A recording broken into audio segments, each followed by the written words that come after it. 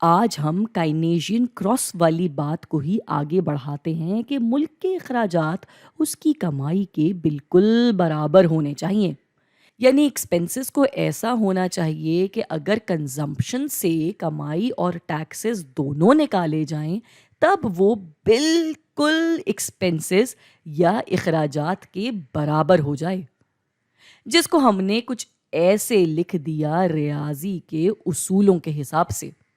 اب ہمارا جو یہ والا حصہ ہے کہ ملک کی مجموعی مانگ کی بنا پہ چلتا ہے اور باقی کا سب رہتا ہے مستقل.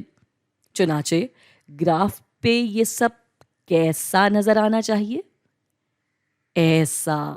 اس میں اخراجات اور کمائی دونوں ہونے چاہیے، کیونکہ اگر ملک میں چیزوں کا آؤٹ پٹ یہاں ہے تو یہ تو سرپلس ہے یعنی زیادتی، اور یہاں تو شارٹیج یعنی کمی. اور اگر ہمیں کمی یا زیادتی تبدیل کرنی ہو تو کینز کے حساب سے جی ڈی پی کے کسی بھی حصے کو بڑھا دو یا گھٹا دو، آؤٹ پٹ اپنے آپ ہی تبدیل ہو جائے گا، اور پھر یوں کوئی بھی معیشت بہتر انداز سے کام کر سکے گی، مگر شارٹ رن میں. کینز کی زیادہ تر تھیوری شارٹ رن پہ ہے، لانگ رن پہ نہیں.